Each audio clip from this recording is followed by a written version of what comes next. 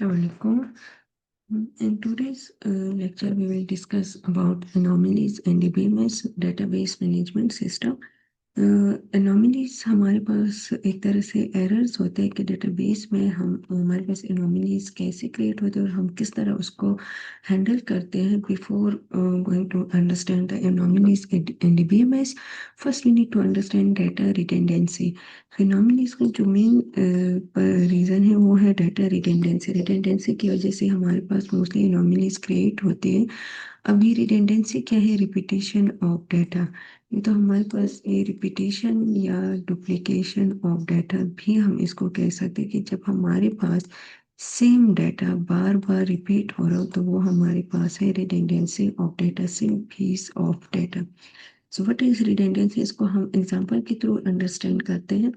यहाँ पे हमारे पास एक टेबल है। इस टेबल में अगर आप देखें स्टूडेंट्स आई नेम प्रोग्राम है, डिपार्टमेंट एंड डिपार्टमेंट एचओडी। अब यहाँ पे आप देखिए एचओडी भी बार बार, एचओडी नेम भी बार बार रिपीट हो रहे हैं डिपार्टमेंट के लिए। जब हम जितने डिपार्टमेंट ऐड करेंगे तो साथ में ये बार बार रिपीट हो रहे हैं, डिपार्टमेंट नेम भी रिपीट हो रहे हैं।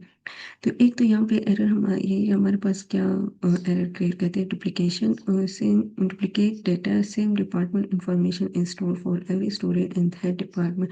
सेम डिपार्टमेंट इंफॉर्मेशन है। अब यहाँ पे डिपार्टमेंट नेम है और डिपार्टमेंट एचओडी है, तो ये हर स्टूडेंट्स के लिए बार बार से हम स्टोर कर रहे हैं डेटाबेस में। तो ये repetition of data, same data repeat हो रहे हैं।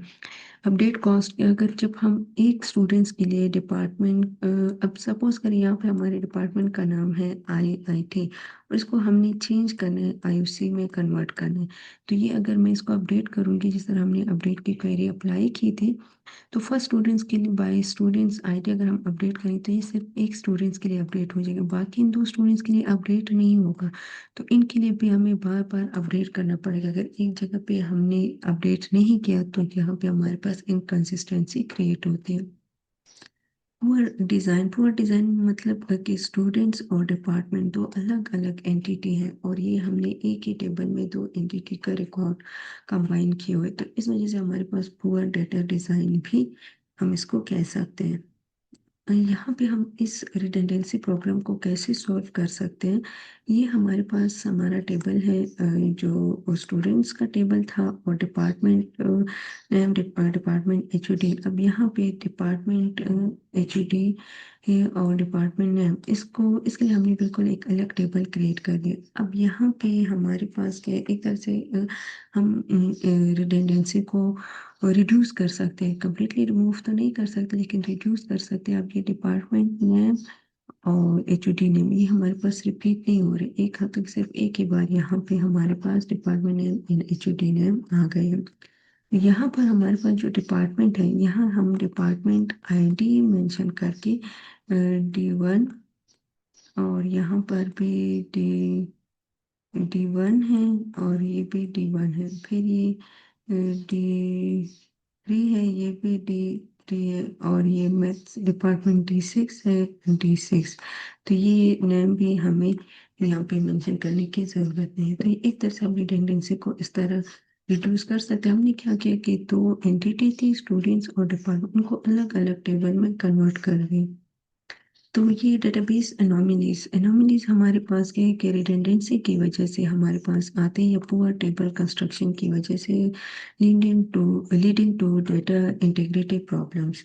तो एनोमलीज के हमारे पास डिफरेंट टाइप्स है। एक हमारे पास है update anomalies, delete anomalies, insertion anomaly.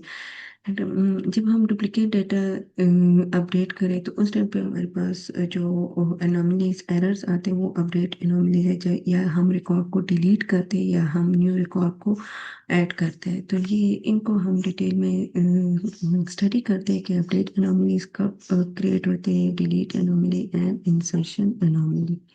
अब यहाँ पे हमारे पास जो फर्स्ट एनोमली है वो है update anomaly.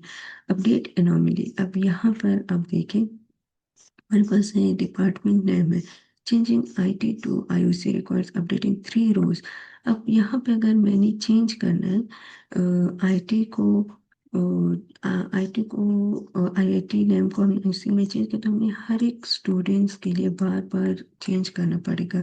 If even one row is miss the database become inconsistent. अगर मेरे पास एक रो हमने मिस किया और बाकी इन दो के लिए हमने आईयूसी कर दिया और इसके लिए हमारे पास सेम यही रहेगा, तो ये डाटा इनकंसिस्टेंट होगा। जबकि आईटी हमारे पास सेम डिपार्टमेंट का हमने नाम चेंज करके उसी कर दिया, तो यहाँ पे हमारे पास अपडेट एनोमली क्रिएट होती है।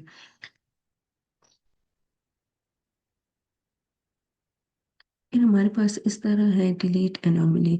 डिलीट एनोमली हम किस तरह हमारे पास क्रिएट होती है, यहाँ पर अगर आप चेक कर लें डिलीटिंग स्टूडेंट। अब ये स्टूडेंट्स हमारे पास क्या है, दिस इज 5 6 7 7 1 2। अब ये मेरे पास एक स्टूडेंट है, इसको हमने the last math students all information about the maths department. अब यहाँ पर अब देखें, यहाँ पे हमारे पास ये वही रिडंडेंसी का जो टेबल है उसी को अगर हम फॉलो करें तो वहाँ पे हम इस टेबल में हमारे पास कितने एनोमलीज क्रिएट होते हैं।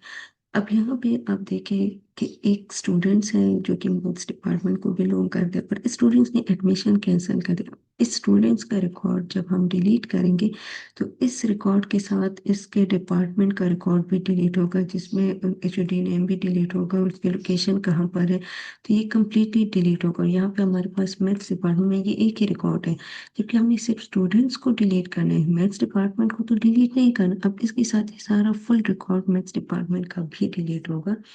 तो इस तरह नहीं है कि हम सिर्फ स्टूडेंट्स को स्टूडेंट्स आईडी और नेम को डिलीट कर दें। तो यहाँ पर भी हमारे पास जो एनोमली क्रिएट होती है वो हमारे पास है डिलीट एनोमली। अब ये देखें deleting row 6 remove all data about maths department forever. तो ये फुल मैथ्स डिपार्टमेंट के से रिलेटेड डाटा को भी डिलीट कर देगा। हमारे पास मैथ डिपार्टमेंट एग्जिस्ट कर रहा है, एचओडी है, सब कुछ है, सिर्फ स्टूडेंट्स ने अपना एडमिशन कैंसिल कर दिया, उसको हमने रिमूव कर रहे हैं। ये हमारे पास है डिलीट एनोमली। फिर हमारे पास है इंसर्शन एनोमली। अब यहाँ पर अब देखिए insert anomaly occurs.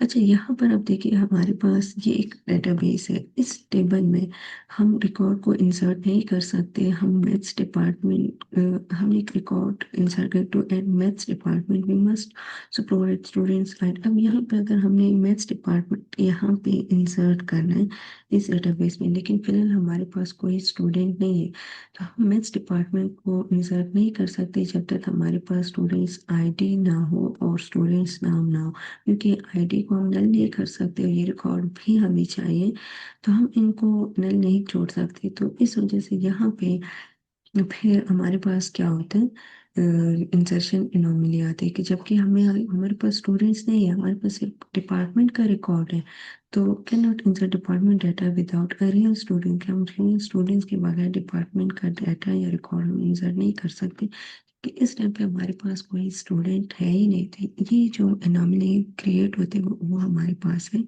Insert anomaly. ये हमारे पास समरी है रिडंडेंसी के, same data store in multiple places. तो ये हमारे पास the root cause of anomalies, root cause जो एनोमली का है वो हमारे पास है रिडंडेंसी।